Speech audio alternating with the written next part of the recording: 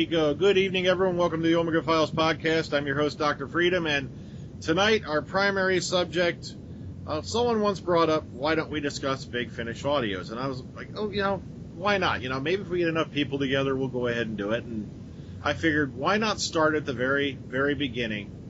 Let's start with the Sirens of Time, because it was their first time out. It's a multi-doctor story, so why not go with it? But let's go around the panel, get everyone's hellos and all that. Let's start with, hello, AJ. Hey guys, how's it going? Nightwing. Hey Brian. Hey Freedom, sorry. Horn. Hey there. Ryan. Hello, everybody. Phillip. Good evening, everyone. Alex. Hello. Collin. Hello. And joining us for the first time from Croatia is McKnowledge. Why don't you tell us a little bit about yourself, how long you've been a Whovian, and things like that? Well, I've been a Whovian for 5 years, and what else can I say? Okay, well, where'd you start out with on Doctor Who? What episode, which Doctor? Well, I first watched it on Croatian television with the 9th Doctor from the very beginning, and later when it wasn't on TV anymore, I started to watch the episodes online, and now I'm watching episodes online and watching videos about Doctor Who, like Doctor Who News. Okay. Have you had a chance to look back on any of the classic series yet? Yes, of course. Okay. Especially this year because of the 50th anniversary. Okay. Any particular Doctor catch your eye, or? I think Sylvester McCoy is the best Doctor. All right. I love Sylvester McCoy myself. He was the last Doctor of the classic series, and I think he was pretty underrated myself. Mm-hmm. Yeah. Okay, also I wanted to bring up, before we get started, today's, of course, April 19th. It's the 3rd anniversary of the death of Liz Sladen, and a lot of people think I'm nuts because I actually tell them outright, I had tears in my eyes that whole day. Because here's a lady that was on my TV in one form or another for over 25 years, and it just, boom, she was gone. And no one even suspected she was ill. No one even suspected there was anything wrong. She was already scheduled to go back and do some Big Finish audios with Tom Baker, which would have started recording just a couple months later. And then literally just one day she was there, next she wasn't. And I just wanted to mention that before we get started. Okay, so the Sirens of Time. We'll go ahead and run through each of our thoughts on it, good points, bad points. Then I'll go around and we'll each give it a rating out of 10 when we get to the end. But let's start with AJ. AJ, what are your opening thoughts on the Sirens of Time? I like the classic use of the music and sound effects from the original series, but it was a really good story. It couldn't have been worse, but it couldn't have been better either. It was perfect. Okay. Nightwing? I don't know, I really enjoyed it. Apart from the fact that it was an audio, so I just had to imagine the story and what was happening in my head. And it did it perfectly. I think the characters were interesting, some were really amusing, and if later down the line I'll point out some of the funny parts of it that I found really amusing. And it was really good to see the 5th, the 6th, and the 7th Doctors together. Okay. Horn? I am mixed. I like the idea of individual stories joining together to have a final solution together, but I thought that the actual problem of the story was that it was too small of a vision, too small for the Time Lords to be threatened by the Knights of Alicia like this. I just felt it was too weak. All right. Ryan? Yeah, it's sort of cool how the Doctors have their own story going into it, and then it all forms into one piece, as opposed to it's like, they're all brought together straight away. They have their own parts to play, and I liked certain parts, but I think in some parts it dragged a little bit, and like Horn was saying, I do feel it is a little weak in some parts. All right. McKnowledge? I didn't like it that much.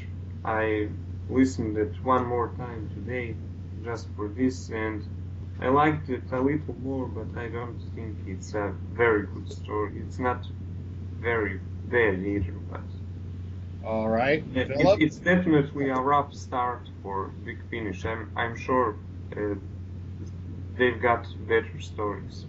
Oh, yeah, they get far, far better as they go along. They really do. Yeah. Okay, Phillip? Yeah. For me, it's not the strongest multi-doctor story that I've heard, but it's quite good. And I did enjoy the Fifth Doctor segment rather than the other two, more than the other two. And it's interesting to note as well that it is Maggie Stable's first outing in Doctor Who, who then becomes companion to the Sixth Doctor, playing what's her name again? Oh, Evelyn Smythe. Oh, darn, I know what you're talking about. Time never give up. Okay. Alex? I kind of think it's all been said in a way. I agree. I think it was the strongest start to Big Finish, and I don't think for a while. Because when I heard it, it was over 10 years ago when it came out, so I had to get Graham to send me a file because I couldn't actually dig out the CD anywhere. I think I enjoyed it more listening to it twice yesterday for the first time in years. I think, yeah, it holds together very well. I definitely agree that Peter Davison's segment is the best one. Yeah. And only recently did I actually even realise it was Mark Gatiss playing one of the Germans. But it very obviously is his voice doing a German accent. Yeah, the way that it fits together, particularly as, spoiler alert, that it's the same girl 3 times. Where you get that wonderful feeling of you're starting to suspect, and then the Doctor actually says it. Because obviously you can do that in audio drama. On TV, she's wearing different wigs, because otherwise the audience would definitely know. The Doctor's got decades or centuries to forget, I suppose. But obviously she's doing a different voice each time. And actually, yeah, it wouldn't have worked if the actress hadn't been able to do 3 different accents well. If that had been like a dodgy Scouse accent, for example. So they utilised the fact it was audio to pull that trick on us. That was good. That's all I can think of, actually, off of the top of my head. Okay. And Collin? I think it was a good story. You can see the change of how better Big Finish gets later on. And I quite enjoyed it. All right. What I thought was pretty interesting is this was written and directed by Nicholas Briggs, who we all now know in the modern series as the voice of the Daleks, voice of the Cybermen. And it just seems to me like Nicholas Briggs gets it more as far as the classic series goes. Because he does a lot more stories later on for Big Finish. And it was their first time out, and it was a bit rough in places, but, in my own opinion, it was a good start. And as you keep following Big Finish audios, they get better and better as they go along. But for this one, let's go for a standout moment. What was the best, point in the story do you feel? Say a highlights. Let's start with AJ. Highlights. What point of the story do you think it really hit its crescendo? Where do you think it really hit its high points at? Where the Time Lords are finally trying to kill the Doctor instead of asking for his help. Okay. They were trying to kill. You remember that or no? Yeah, I remember that. Yeah, they were trying to kill him instead of asking for his help. Eventually, they just said, get rid of him. He's the problem. Yeah, Like that's his solution. Yeah, good old Coordinator Vansel, who, by the way, if you keep following the Big Finish lines, that name does come up way later in different series and different parts, especially in the Gallifrey series. That was something else that they mentioned the CIA, because I didn't even know that the CIA were mentioned that early. So. Oh, yeah, the Celestial Intervention Agency. Yeah, they were in existence going all the way back to the Third Doctor era. Yeah. I mean, what got me though at the beginning of the story, you had Vansel arriving on Gallifrey in the TARDIS, yet the Chancellery Guards don't recognise him. When they say like, who goes there? Who are you? And it's like, well, hang on, he's a Time Lord. Why wouldn't you not know him? And why is he arriving on Gallifrey rather than being on Gallifrey in the first place? Well, when he first arrives, temporal distortion had scrambled his codes on his TARDIS. But when he arrives the second time, they know it's Coordinator Vansel from the CIA. Gotcha. Okay, yeah. Okay, Nightwing. High points. What you feel? They really hit a good point in this story. In the first part, we meet the character Sancroft. He is really, really amusing. Well, that and the old hag who was watching him, she had me laughing. Yeah, one line in particular I want to pick up on is you left out the bit about wiping my bottom. Like, seriously. Yeah. I know. He's not put off by it. He's not put off by Ruthly at all. He's completely calm. Yeah. Okay. Horn? I guess my favorite part is still when the doctors first see each other, when basically Collin says, the sixth doctor says, "Oh, that's how I turn out." And then the fifth doctor shows up, and that's how I turn out. Yeah.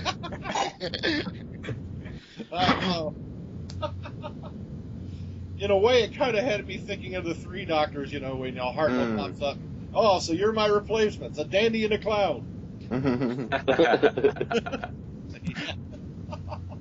It seems like... Oh, go ahead, Nightwing. I was talking to Phil earlier this week and said that it reminds me of the Three Doctors and sort of in a way the Voyage of the Damned. Yeah, you did say that. But it's kind of weird, looking back on this now, because that was back in '99, and this is, 6 years before they're even going to start, doing the new series with Chris Eccleston. Mm-hmm. It's, of course, 3 years after the '96 movie, and oh man, it's just so weird, these three intermediate doctors interacting, the ones who we now know are like in the middle.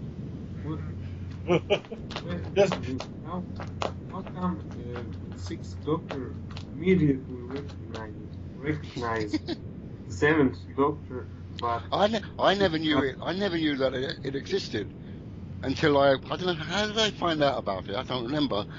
But when I did find out about it, the first one I actually got was the Dalek and Gallifrey one. What was that called? Oh, Apocalypse Element. Yeah. That was my first one. That was brilliant. When I first got that, I couldn't get enough of it. Okay, McKnowledge asked a good question. How the Sixth Doctor know that the Seventh Doctor even exists? Yes, in Time Crash, the Fifth Doctor didn't recognize the Tenth Doctor. So, but there were probably 3 TARDISes or something, weren't there? Something that would would like reveal this is meeting other selves, and he'd see his previous one. No, remember they were pulled out of time when they arrived on Gallifrey, so the TARDIS wasn't in play. Okay. Yeah. It was the question marks. Yes, that was it. Those damn question marks, yeah. I'm thinking the Time War might Hang on a second. Horn, you go first. I was thinking the Time War itself might affect how the Doctor interacts with his past pre-Time War doctors. Okay, Ryan, what do you want to say? No one else in time and space would be crazy enough to wear question marks. Let alone Sylvester McCoy's famous, question mark umbrella. Yep. Yeah, Great umbrella. I want one. But Sylvester McCoy only had the umbrella. He wore the red vest in this audio, didn't he? According to the cover. Well, yeah, that could be that too, but maybe it was just the question mark umbrella that gave it away. But yeah, you never know. Maybe the doctors also recognize each other. It's a possibility, but like you said, in Time Crash, he didn't. If the Doctor's clothes generally come from the TARDIS wardrobe, extensive as it is, it could be he identified clothing that he had considered and rejected in earlier forms. Good point. Good point. Because we have seen the wardrobe in. When did we see it? The Time in the Rani and Christmas Invasion, yeah. Yes, yeah. Yeah, It looked like a massive wardrobe as well. It looked really cool. Yeah, the wardrobes popped up quite a few times over the years because even Romana used it. And it's in Family of Blood, of course, because there's a girl in his mirror. Ah, yes. Yeah. Yeah, just keep a random girl in your wardrobe. Okay, let's keep moving. Ryan, high points of the story for you. Really, I really enjoyed Colin Baker's parts. Just, especially, I can't remember the exact line, but, when, I think her name was Emma, in that? Ellie. Yeah, I think it's Ellie. Yeah. She says something and Colin just says, I take it you're not talking about my costume? Oh, yes, I love that line, too. Oh, man. I just really enjoyed, Colin's, portrayal in this one. And, also when, when Colin says that Sylvester broke his fall. Yeah.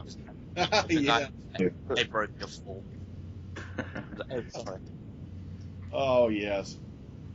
Okay, McKnowledge, high points of the story for you.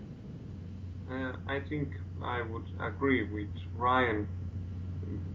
Colin Baker was brilliant in this, and I've heard before that his portrayal of the Sixth Doctor in the audios is better than the actual television series. But I didn't really expect it to be this much better in the very first audio.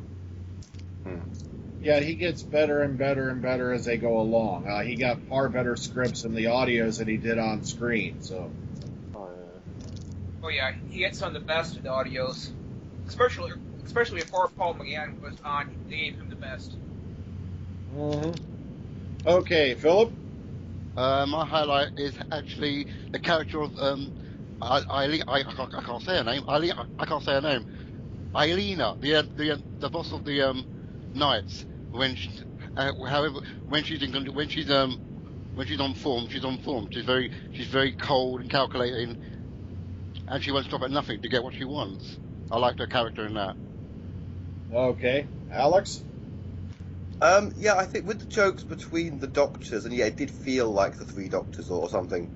They actually borrow from it because they have them psychically connecting a couple of contacts. They do that thing a couple of times, don't they, with the same sound. And I thought they could have made more of a joke, as it was the first time that these particular Doctors had met, that more jokes about the rather undignified and speedy way that the Sixth Doctor is going to die, and then the sudden sort of and the rather silly portrayal of the Seventh Doctor in his first season.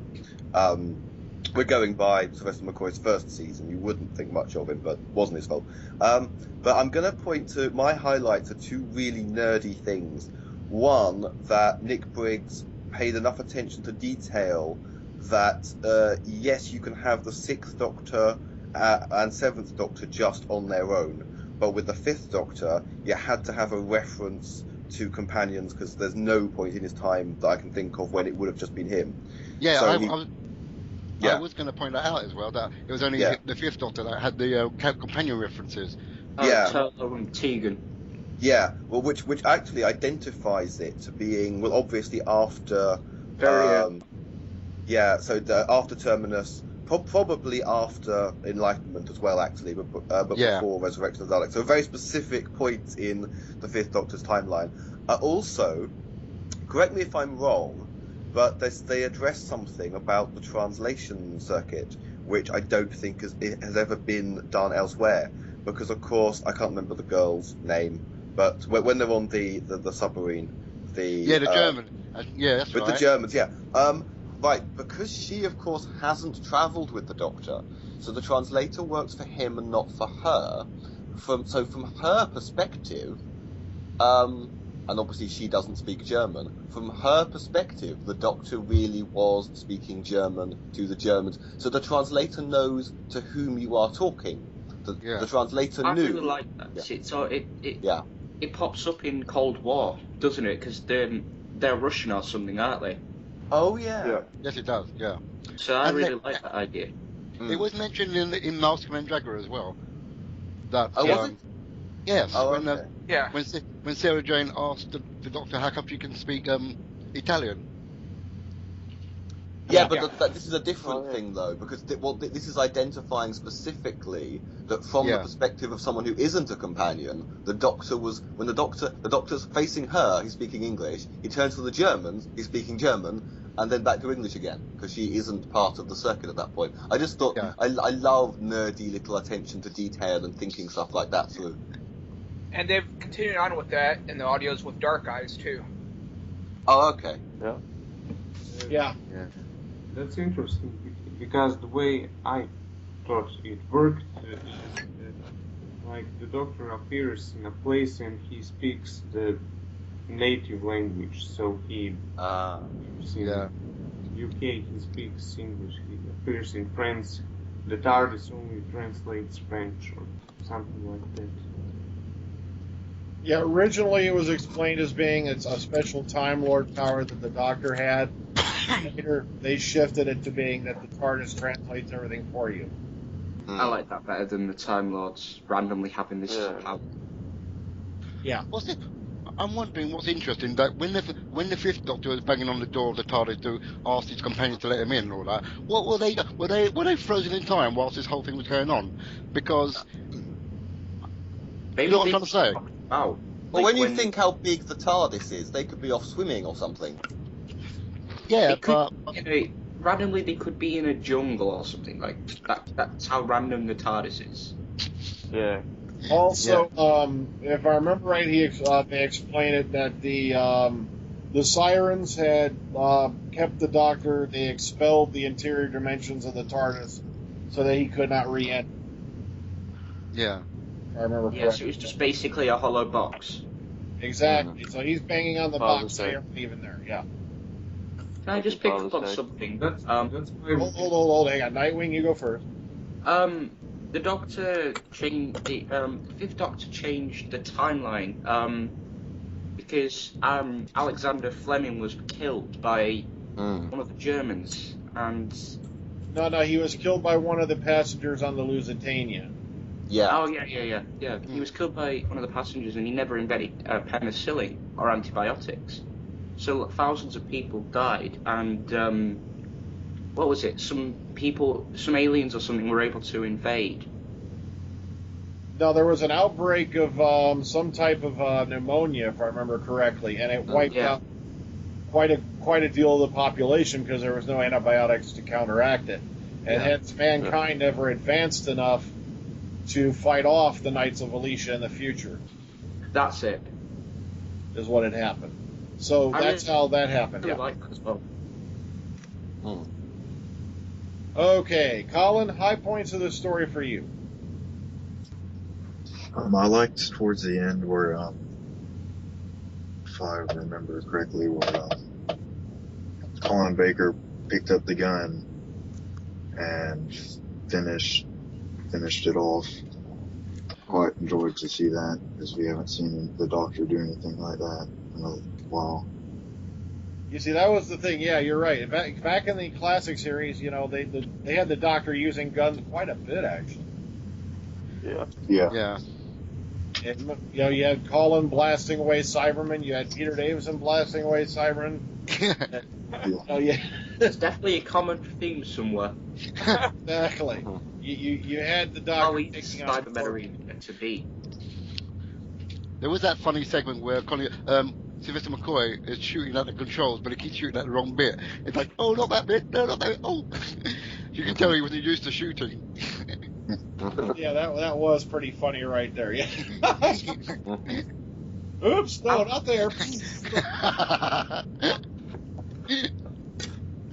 Okay, let's go for low points. What points do you think it really, suffered? Let's start with Collin and go back the other way around.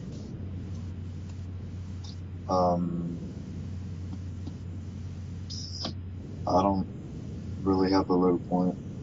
No low point? I enjoyed the story, so yeah. Okay, so yeah, no point, you felt it just went on a little bit too much or anything like that? Okay. Let's go to Alex then. I'll make twofold. This will be unpopular, I think, because the music's been praised. The thing is, I think they should have been it would have been more true to the spirit of it, to tailor the theme tune for each of the Doctors. I don't know about Part 4, but actually have 80s Doctor Who music where you could actually have the late Tom Baker theme for Peter Davison, the Trial of the Time Lord theme for Colin Baker. Because if he's companionless, he's presumably in between Perry and Mel, would be my guess, but I don't know much about the later big finishes. And then obviously Sylvester McCoy had his own theme. Not so sure about what to end on most recent out of the three, I guess. That would be one thing. The other thing is, and I don't want to hate on Sylvester McCoy, but in this one, I thought his delivery of the lines was a bit off. Really? Yeah, I think in the start, when he's in the TARDIS, something seems off there. Okay, now, I can explain that, though. What happened was, when they first started out, I think what it was, they didn't have the rights yet to use the other theme tunes. Okay. Yeah. Because later on in Big Finish, for each Doctor's story, they play that particular Doctor's theme song. Or different seasons, because Colin Baker has the trial theme for some and the earlier theme for others. Yeah. Exactly, yeah. So you know which year of Colin Baker you're listening to by the theme tune. Yeah. Mm-hmm. Okay, Philip, any low points on this story for you? I wouldn't say so. No, not really. I enjoyed it all, so I didn't find anything too bad about it. No, I think it was fine for me. Okay. McKnowledge, anywhere where you felt it didn't do too well, or? Time Lord's being beaten by a race that had troubles. Yeah, you have a point there. That's a good point. Yes. Because I was going to wonder how the Knights managed to conquer Gallifrey at all.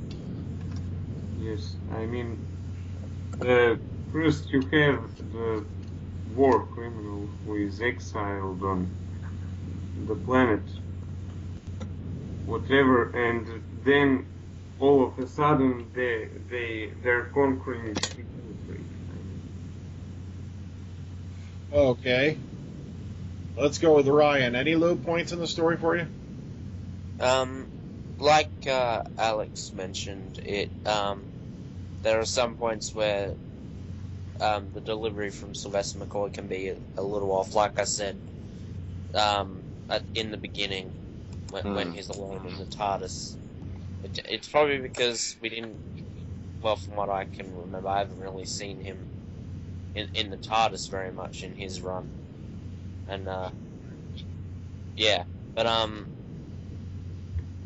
it just, pretty much like some of the panel have said, it sort of seems weird that the Time Lords are conquered by the Knights. Like, I just don't think they're trying to be presented as a threat, but I can't really see any evidence of them being a massive threat. Yeah. All right, Horn? Well, everyone's saying the Knights conquering the Time Lords too easily. I agree, that's a problem. But to me, at times it seemed a little slow, and I think because we needed the companions.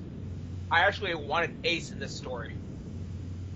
Especially since this is the first story, returning with Seventh Doctor.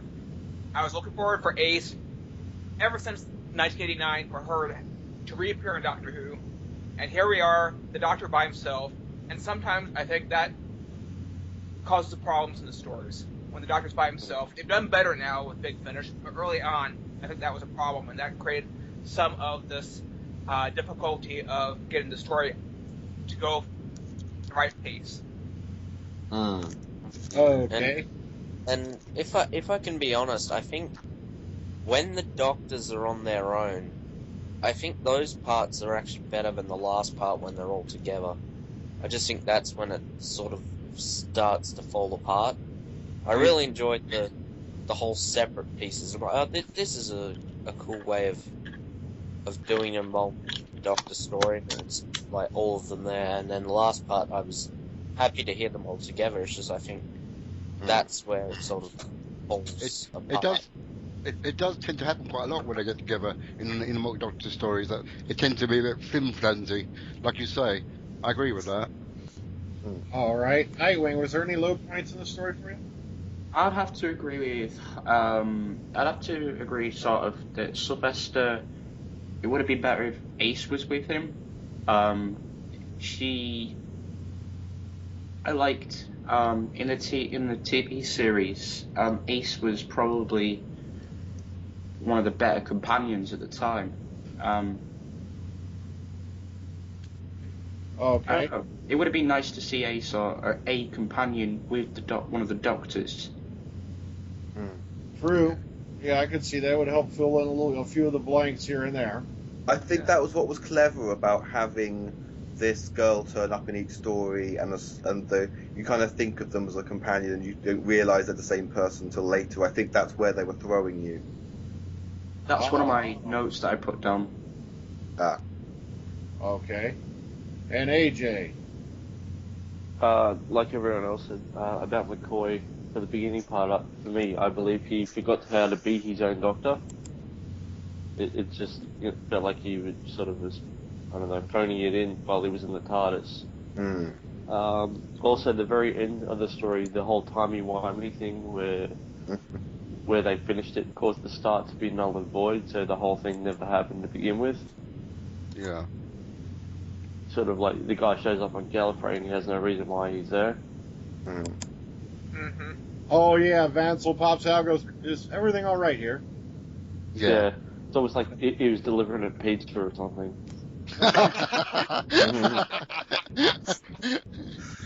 So he gave the Moffat another one of their resets. Yeah. That's how Moffat got hooked onto it. Okay. Now, let's go around. Now, my next big question is, was there any particular group of character, a character or group of characters that you really liked in the story other than the Doctors? Let's go with AJ, and we'll go back the other way around.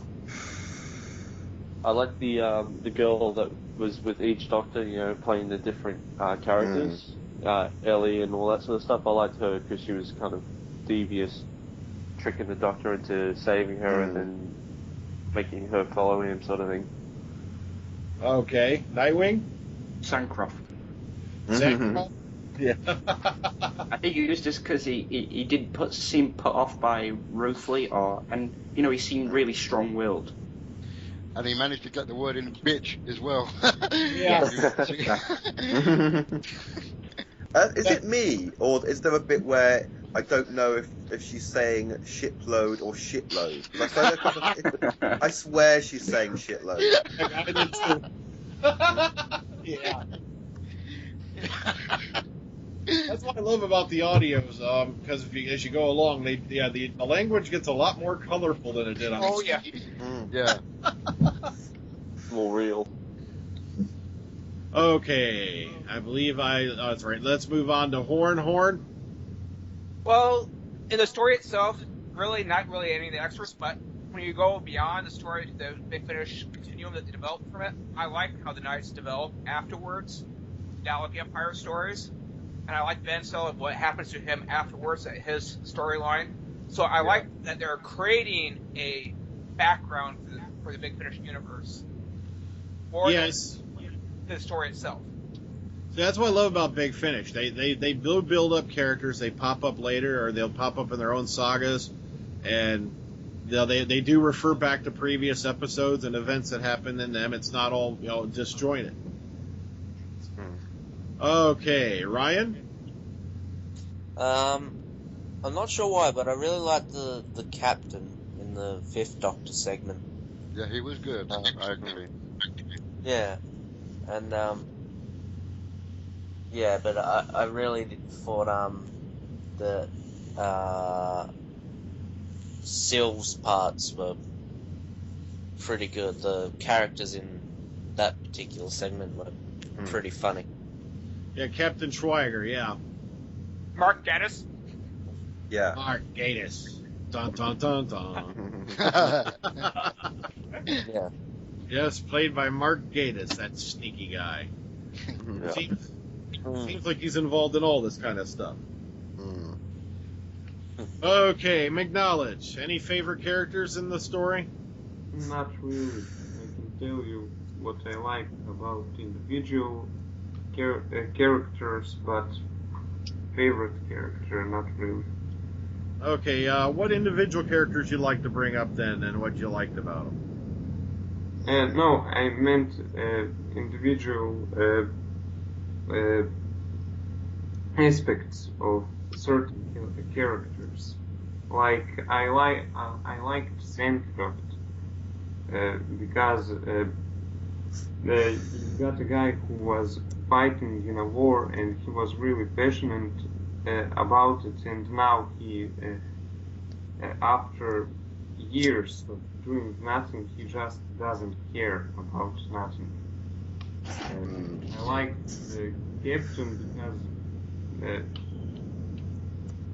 because actually the captain and Sandcraft are somewhat similar. They both don't know how to act in a situation and do nothing. Okay. Interesting. All right. I haven't thought about it before. Okay. Philip? Like Horn said, I like the character of Van Zyl. I've always liked him, and so I like his part in the whole story because he was 1 minute he's on your side, the next minute he just changes allegiances to suit himself. Yeah. So he's a very good character, and especially when you get to hear him in the Gallifrey series, it's just wonderful. He's a wonderful character. I love him. All right. Alex? I think the whole one of the major strengths of this was the characters. I think all the characters were well drawn, well written, well acted. I do think I mostly did enjoy the exchanges with the Germans, but I also really like the android character, mainly because of that exchange where it's like when the Sixth Doctor reveals how he knew he was an android. It's like you don't blink enough. You're implying some sort of criticism, and I just there's something about that scene that I like. But overall, I think I don't think there are any bad characters. I think it's a character piece. I think they held it together. All right. Collin? I would say the submarine captains. I just enjoyed that, and just forgot his name. The one that was wiping the other dude.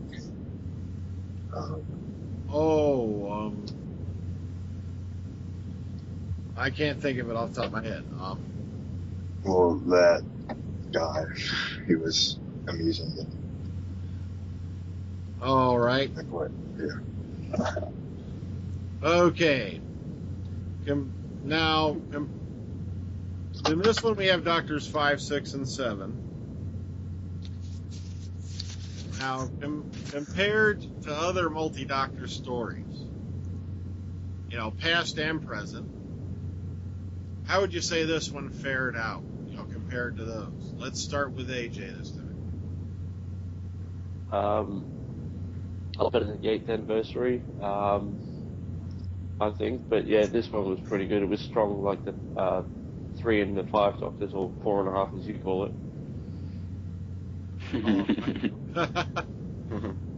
All right, Nightwing? I've seen 3 Doctors, I've seen the 5 Doctors, and I've seen 2 Doctors. I really enjoy all of them, and I really did enjoy this as well.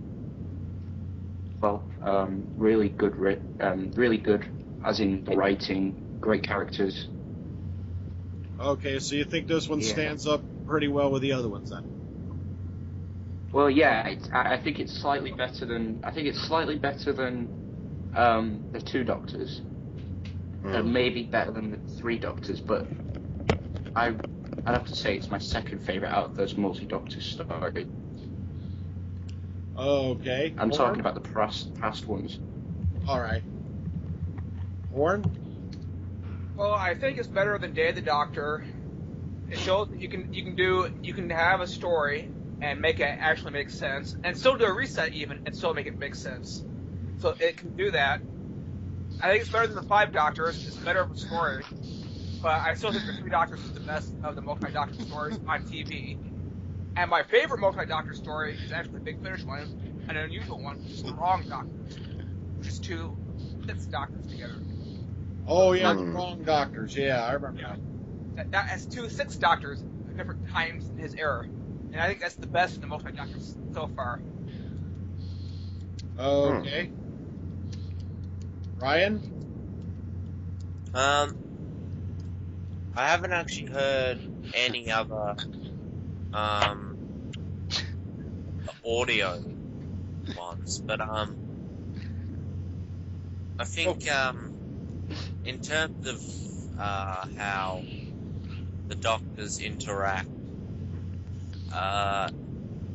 it's not too. It's not as if it's not like they're bitching at each other's throats and all of that, but there's also a little bit of sarcasm there. It's not as strong as the banter between Pertwee, Trump, and 3 Doctors. But yeah, I really did like it. The only other real sort of audio I've listened to was the Greys. Oh yeah. The Doctors weren't in, but they still had the actors in there. So yeah, I think it stands up well with the other versions, but yeah, it just seems to be lacking something, and I can't quite put my finger on it. Okay. McKnowledge, you've seen the multi-Doctor stories in the news series, with Day of the Doctor. How would you compare this one to that? Day of the Doctor. Well, I got to mention this. I think the Doctors are a little too. They go a little too well with each other. They don't argue as much. All right. I can see that. Yeah, definitely. Phillip?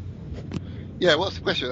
How do you compare multi-Doctor stories on TV as opposed to audio? Yeah, or if you even listen to the audios of multi-ones, how do you think this one stands up to it? It's for a start off, it's not too bad. It's okay. It's not a grand gesture, but it has its good points. As opposed against the TV versions, I think I would prefer audio because you can get more done in the audio with multi-Doctor stories than TV. Okay, Alex?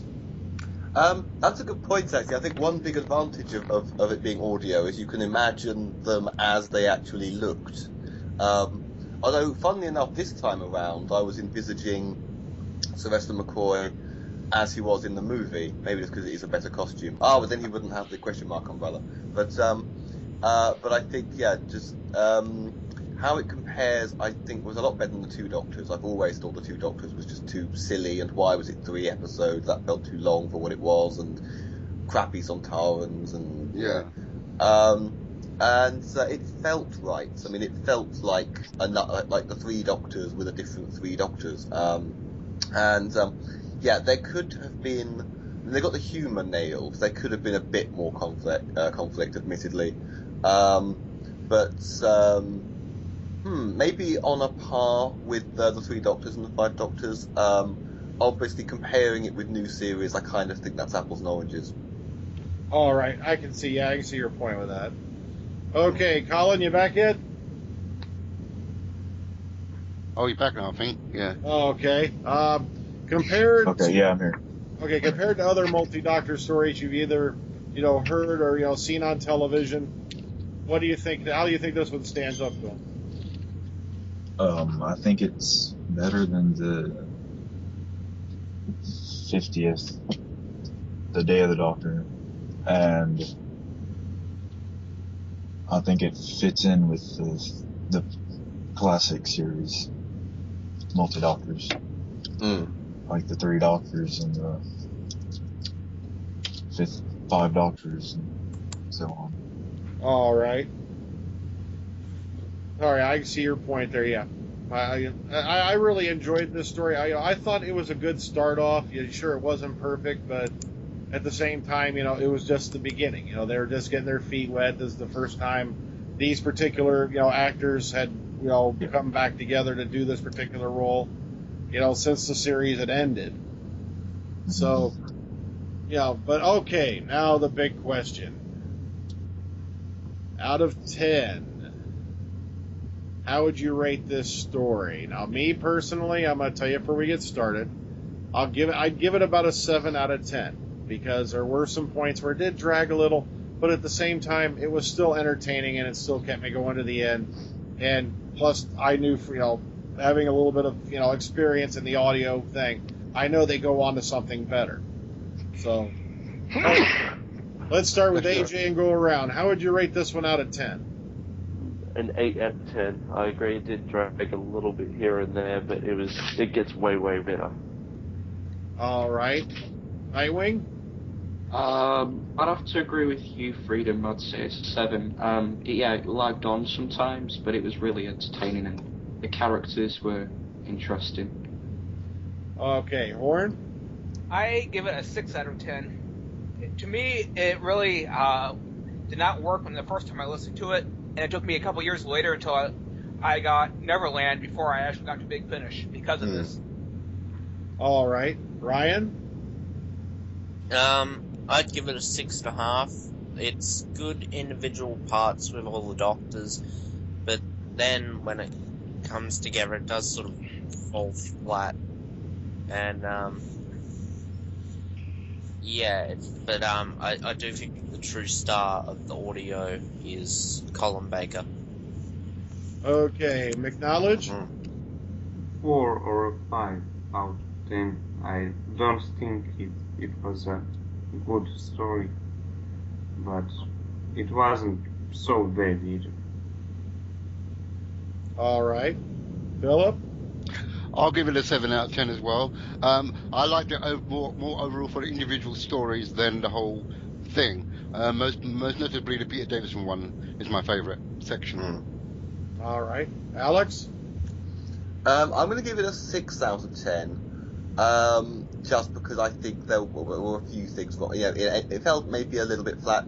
As I say, when I first heard this, when it first came out, it didn't make me want to go, I'm going to buy all of these CDs for 20 quid each. There was a few years before I heard any more. Like, I enjoyed it, but I wasn't overly impressed. And I'll say, it's got a lot going for it, but I'll go with 6 out of 10. Okay. Collin?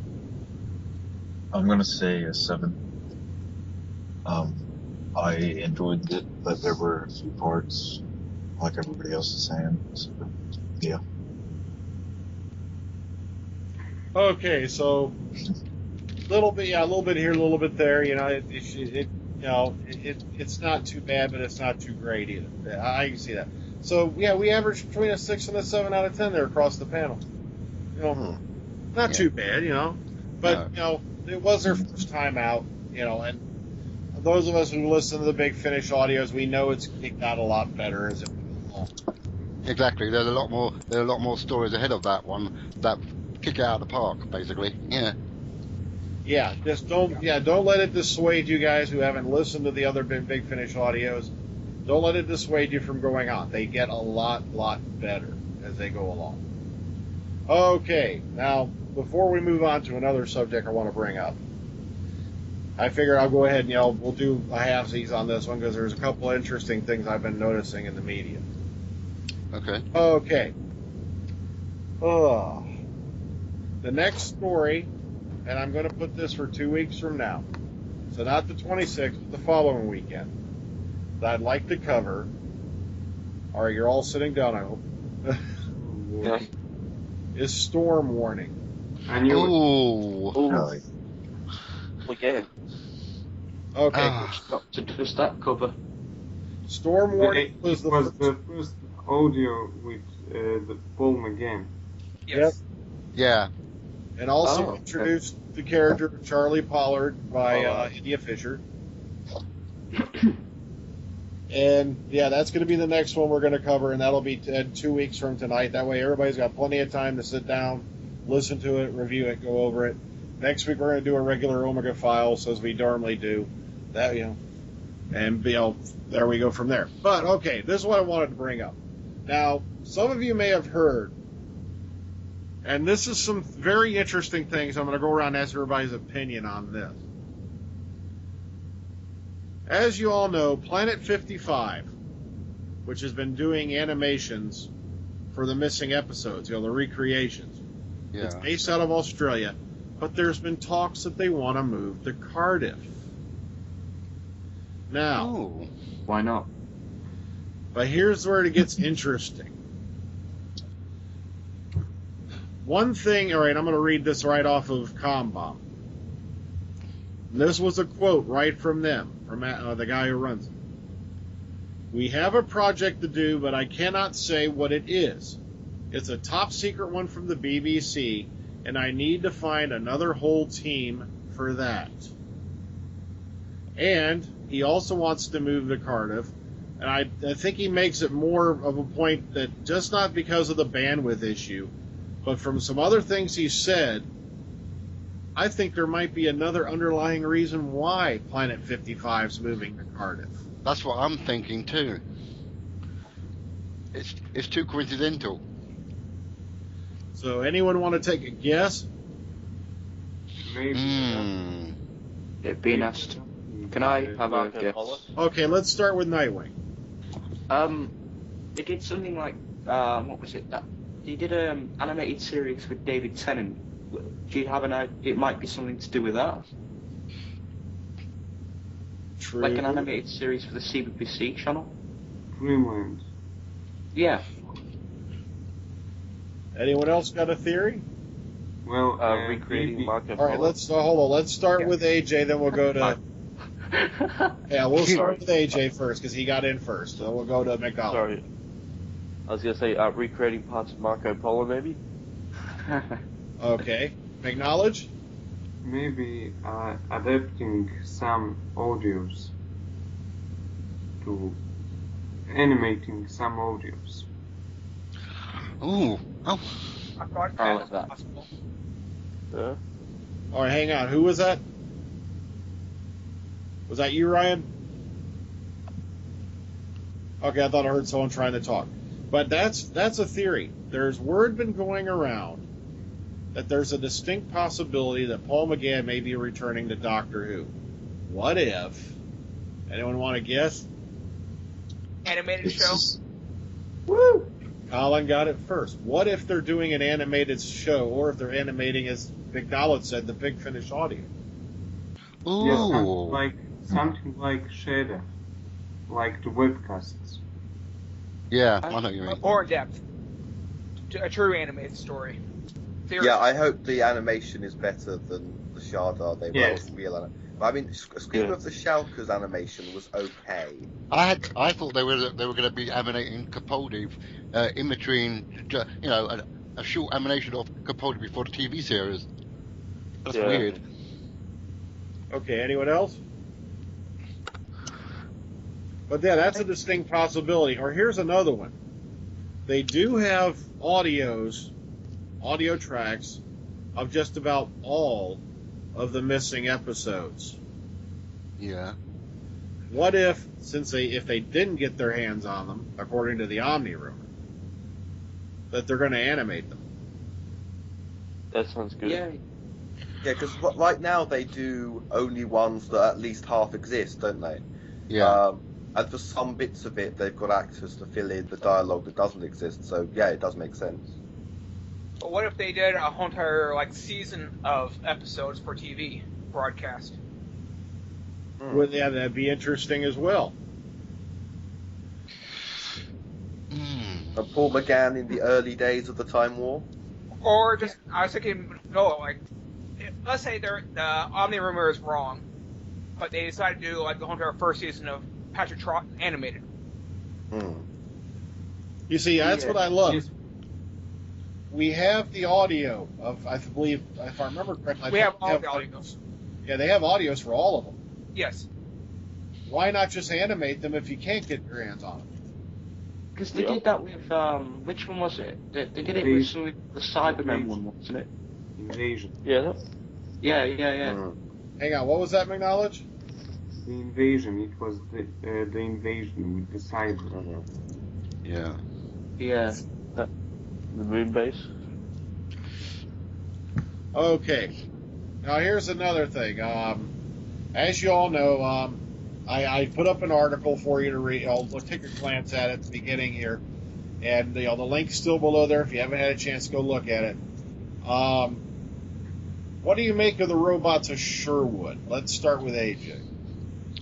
Like I said before we started recording, I think it's something to do like the King's Demons from the classic series.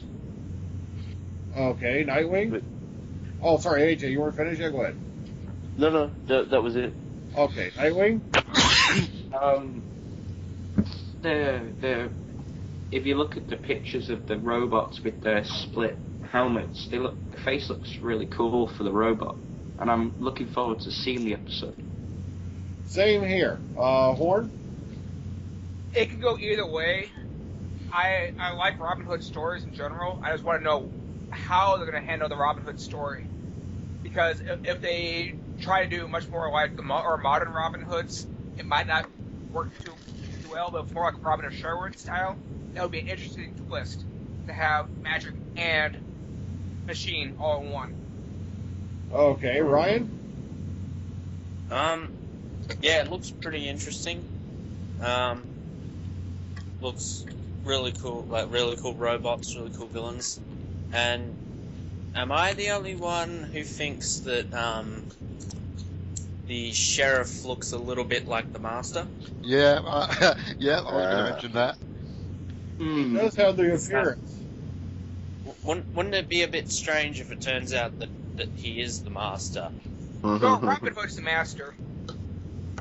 Hang on, then the two masters. That would be an interesting thing. Hold it. Let's go with Alex first. I was going to say the two masters would have met then, because the King's Demons master, they'd be coexisting around the... But yeah, I did think about it, wonder if there's a King's Demons connection, because obviously Chameleon was a robot impersonating Bad Prince John. Yeah. But then I also think if there's any Crusades connection, because it's that time, could they get Julian Glover and Jean Marsh back from the Crusades and have a real tie-in with Classic Who and a real historical? Yeah, I was going to. Yeah. Matt Gates is writing the episode scene. No. Yeah. Yeah, that's why I think we're going to really enjoy this one, because Gatiss always does a really good job with his stories. Okay, if you had a chance to take a look at the pictures from Robots of Sherwood, McKnowledge? Yes, of course. Okay, what do you think? Looks interesting, but we can't say much based on the pictures alone. Very true. But I figure I give everybody a chance to do a little speculation. It's always fun. Okay, Phillip? It sounds... Okay, pseudo science fiction does sometimes work in Doctor Who. I'm just wondering, were they too scared to do a purely historical Robin Hood rather than have science fiction elements in it? So I'm wondering whether it will work or not. Unfortunately, from what we're seeing, we're not going to get that. yes, the historical episodes are gone. We haven't seen them since the 60s. But Yeah. you know what would be interesting? Like those episodes set in the future, but that look historical. Like Yeah. here, like. And like what Dr. Food, I think you said it mentioned the other day that there's a thing about an arrow, golden arrow, and you were making hints towards Silver Nemesis. It would That's an be interesting, but I don't think that's where they're going with it. Okay. No. It would have been nice if it did tie in, but I don't think it's going to. And can I just point out? Can I just pick up on something in a later episode? Okay. Mummy on the Orient Express. Like, what are they going to do on a train? It's only there isn't that much space they can work with on a train. Well, if they're referring to the Orient Express in space, as they referred to back in the Matt Smith episode at the end of the Big Bang, then it could be, the Mummy, it could have been the Orient Express in space. Or it could be just the Orient Express takes the Mummy somewhere, and half the episode is not even on the train. Yeah. Maybe. I'm Yeah, just but it saying, sounds like- there isn't that much space they can, like, from the first carriage, they have to make their way backwards without running into the Mummy. But, like, how can they do that without, like, there isn't that much space? That's if they do it on an actual train, though. That would Yeah. be cool. That would be cool. Okay, AJ, you wanted to say something next? I was just saying it was going to be probably something claustrophobic like Midnight or Cold War or something like that. Yeah. Yeah. Okay, Alex, I don't know. What are you thinking about from the latest picks of I'm gonna say actually, I'm looking forward to it purely for the costumes. I don't just mean the knights, robots. I just mean generally. The costumes look fantastic. I'm starting to wonder though if Moffat is now greenlighting ideas just based on titles that are attention grabbing. Because like dinosaurs on a spaceship, robots of Sherwood, mummies on the Orient Express. Personally, Let's kill him. Let's kill him. I think the thing about being historical is, for me, just casually, and I know that Battlefield in the classic series, they explained Arthurian characters by having a parallel universe where the myth was real, etc. But I think if they're just going to casually have the audience accept Robin Hood as an actual historical figure, I don't think that's true to the Whoniverse. I think that's a betrayal to the universe of Doctor Who, if he just is. Yeah, I agree with that. Well, there I see what you're hasn't going. actually been any fact that Robin Hood wasn't a real person. So it is possible that, they wouldn't have all this folklore around about a fake person, would they? Well, I think Look at the Bible. Exactly. Let's start with Alex. Go ahead. Wait. Yeah. I was just going to say quite often they're composite characters. Like, there's quite a few kings that King Arthur could be based on, and then it gets ridiculously exaggerated. But you're saying, the series rather would be saying he's actually called Robin Hood. He really did wear the kind of green tunic that he's normally presented as wearing. And compare it to the classic series where they actually did explain how Arthur could be real. In the same way that in the Mind Robber, I suppose, fictional stories and characters were real. I think it's got to be cleverer than just imagine the audience are going to accept that Robin Hood was as historical as Dickens or Madame de Pompadour or Shakespeare, But if we're to accept that as being real, then we have to accept the robots that go with it in this story. So. Oh yeah. Okay. How do we know this is even in the past, and that this is not really something else going on, like a Westworld story? Yeah, that's Maybe. Yeah, I was that's thinking that. a theme park. I mean. Robin, Go ahead, McKnowledge. what if Robin Hood is himself a robot? I had assumed that originally, that all of the Robin Hood, Maid Marian, the Merry Men, that they were actually all going to be androids. It could still be the case. Like in the Big Bang too. In the Big Bang, Pandorica opens. All the Romans actually opens. Mhm. They turned out to be autons. Yeah. Yeah. Well, They're all chameleons. No, don't bring up Chameleon. They're all future doctors. The mannequin that made Fetty Ruxpin look like an animated creature. My God. The little video snippet of Capaldi's saying his line, "I don't have a plan." That kind of looked good. He showed a bit of gravitas in that one. I like that bit. Oh yes. All right. Oh. Yeah, let's get to Collin, then we're going to go around a bit on Okay. this. All right, Collin. What do you like so far about the pictures from Robots of Sherwood? Well, I must have been added after you sent the link, so I didn't. Okay, we'll worry about it later. All right. Okay. Besides, you know what I'm really liking about this thing? Jenna in that red dress. She's really rocking that medieval look, isn't she? yeah. It's good that they're giving her lots of new costumes to wear Mm. throughout the new Instead of season. having that, you know, that, But what? instead of having that like, random skirt and leather jacket. But Okay, now. All right, go ahead, McKnowledge. What's the thing on Jenna's head? Is it like a... What is it? I don't know what it's called, but women did wear them at that time. Oh. Me neither. Women I'm not wear sure. a lot of things. Not anything at all. Okay, now for our last topic for this session. John Barrowman has been running about, talking about, saying there's a lot more to tell as far as Torchwood goes and all that. I just want to ask the panel, and we're going to go one by one on this one. Do you think there's a snowball's chance in hell that Torchwood's ever going to come back to the air? Let's start with AJ. Probably not, but I hope so they can correct a lot of things from Miracle Day. And probably explain Rex. I want to see what the hell happens to Rex. All right. Nightwing?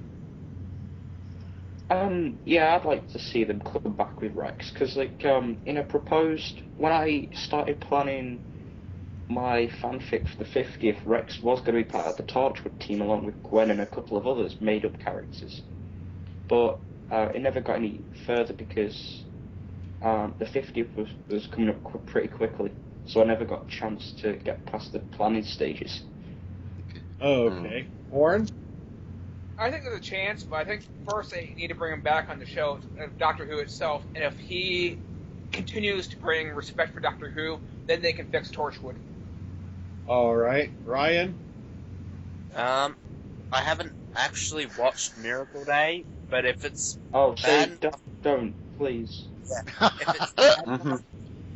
if it's so bad that it can kill Torchwood after Children of Earth, which was a magnificent, Yeah. then it is horrible. Really good. So, I don't think there's much hope for Torchwood, but for Captain Jack, there's plenty of potential. Yeah. Character to still do more, but I think Torchwood is dead and buried.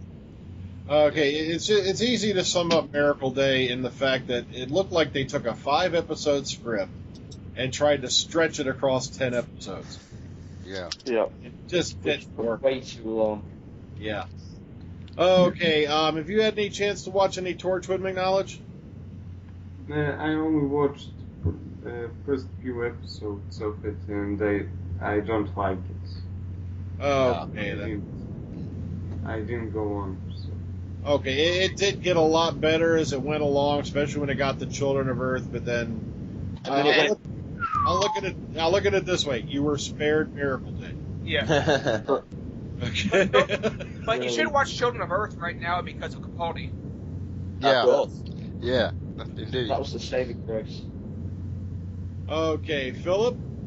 Yeah, like everybody said, I enjoyed Torchwood up to the point of Children of Earth, and for me after that it just went a bit off the cuff. So I don't think it'll be returning. I don't think so. I doubt it too. I don't think it's coming back. Alex. I think it took them a while to fix the show, and I don't blame McKnowledge actually, because I think, well, the second episode was pretty stupid. I mean, I thought Children of Earth was when they really, there were a few good episodes before then. Children of Earth, I think Children of Earth should have been the end of Torchwood, in the same way that I think First Contact should have been the last Star Trek film. But in a way, once you've made a bad one, try and end on a high again. As for Captain Jack, of course, they obviously had other ideas in mind, because we never found out what happened in the 2 years of his memory that the time agents erased. And I thought that's what Torchwood was going to be. The thing is now, though, we know a far more developed, tragic, darker version of Captain Jack. Pardon me, and I wouldn't want to revert the character to what he was in The Empty Child. So I think we've missed the opportunity to see, and let's say they do some flashbacks at some point, to find out what happened, the deal with him and the time agents was. That could have been an idea for a series at one point, Captain Jack for those missing years. River Song. Oh yeah, they have talked. Yeah, that's an idea. She kissed him. I think there's a lot of potential to Torchwood, but I would say, apart from Miracle Day being appalling, I'd say generally only about half of Torchwood was really any good. But yeah, yeah. Okay, Nightwing. They could bring Jack back. Like they don't really have to mention anything to do with Torchwood. Really, they don't. They could just bring him back. Yeah. Very true. I'd love it if they brought the Captain Jack character back to Doctor Who. But yeah, Torchwood. It would have been cool if he was in Good Man Goes to War. That would have been a great episode. The thing is, it's likely we will see Captain Jack back because he is a Moffat character. No, Exactly. he isn't. No. Yeah, he was. He was. No, he isn't. No. Yeah, The episode was written, but the character was created by somebody else. The character was created by Russell T Davies, but he was written into that episode. But he still, Exactly. in one sense, is a Moffat character, though. Moffat was the one that introduced him, created the first impression. Yeah. Yeah, he wrote the story, but the character of Jack Harkness was created by Russell T Davies. He even named it after a previous character, the surname he used before. But my point is a character that Moffat himself has worked with. Moffat likes to do his own best of all the time, just like he does River Song all the time. I can see him bring back Jack for some reason. Yeah, I don't see it, though. But, all right, Collin, what do you think? Any chance of Captain Jack and Torchwood coming back? I mean, I would like to see it, but I don't think it will happen. me neither. I'd like to see Jack back. Like they even talked about him in the Day of the Doctor with the vortex manipulator. Yeah. Yeah, that's what I love. Yeah. At least we got to see his vortex manipulator. Yeah. Was it just that it was handed over to the unit after in what episode was it that the Doctor tried to disable it finally? Was it Journey's End? Yeah, it was Journey's End. Yeah. Yeah, Journey's End. He disabled it, didn't he? It couldn't travel through time anymore, I think. Or teleport. Yeah, I thought it was where he could only but go. he didn't. But Clara teleported to the exact same spot that she was in, but just in the past. Yeah, though, do we know if that was the actual vortex manipulator from Jack or another time agent? No, Wasn't it it was Jack? Kate said so. Kate has said Or so. maybe the Doctor just went back in time afterwards and fixed it. Yeah, could be. I highly doubt it. I thought the Doctor said he could travel everywhere twice. Yeah, that's true. Second time to apologize or something. It's true. He went to the game station like twice in one series, which was. Yeah. Oh, well. So, okay, we gave the Sirens of Time an average between 6 and 7 out of 10. But, come on, nothing's perfect. It was their first time out. Yeah. Also enjoyed some other, interesting topics. But I was just beginning to think, do you think there's a being out there in the universe who hasn't seen Jack's vortex manipulator?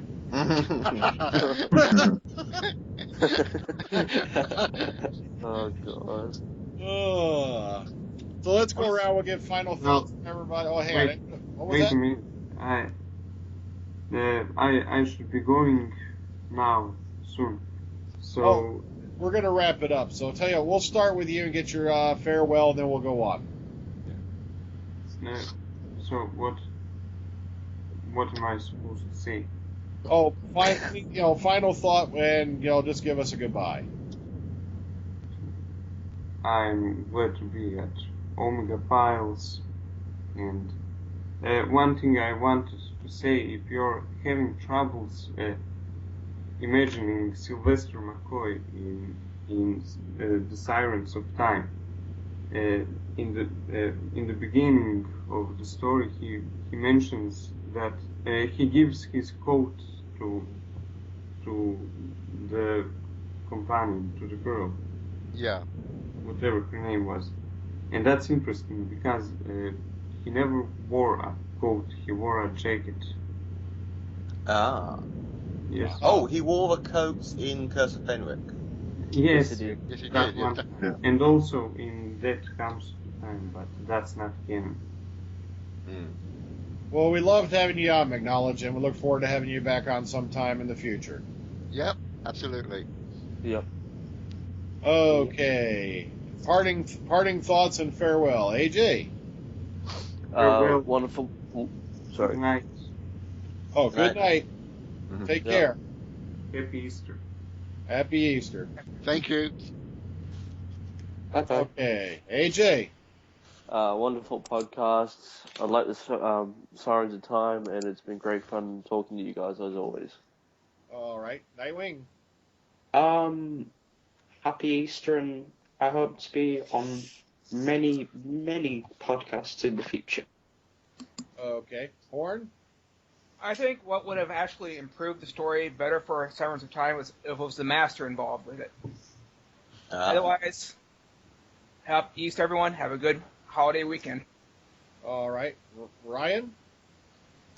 Happy Easter to everybody out there. I hope you don't eat too much chocolate that it puts you off it forever. Not possible. But yeah, thank you for having me on as always, and it was a blast listening to the audio. Okay. Phillip. Happy Easter, everyone. And by the way, just because I'm black, I'm not an Easter egg, okay? And it's been a good audio. I mean, a good podcast. I enjoyed listening, talking about Sirens of Time, and looking forward to the next one. Okay. Alex. I'm going to say I was inspired by Robots of Sherwood to trying to look up a children's BBC show from my childhood called Maid Marian and Her Merry Men. Oh, I remember that. Yes. Which I stand by. I'm going to look for that because that was fantastic. I want to watch that again. And why did they not cast Tony Robinson as the Sheriff of Nottingham in Robots? That's very good. That would sell it for me. And other than that, happy Easter, everyone, and goodbye for now. Okay, Collin. Had fun. I had fun as always. Have a happy Easter, and that's about it. Okay, from all of us here on the panel at the Omega Files, I want to say happy Easter, and from some very, very, shall we say, restrictive certain factions out there, keep in mind that when you're out there enjoying your Easter egg hunt, you're actually playing with the devil's testicles. I heard that on Facebook this week, and it just boggles my mind. What? Okay, take care, everyone. Have a good night. The Enjoy devil the likes rest of your having a week. vajazzle. Lick my Easter egg.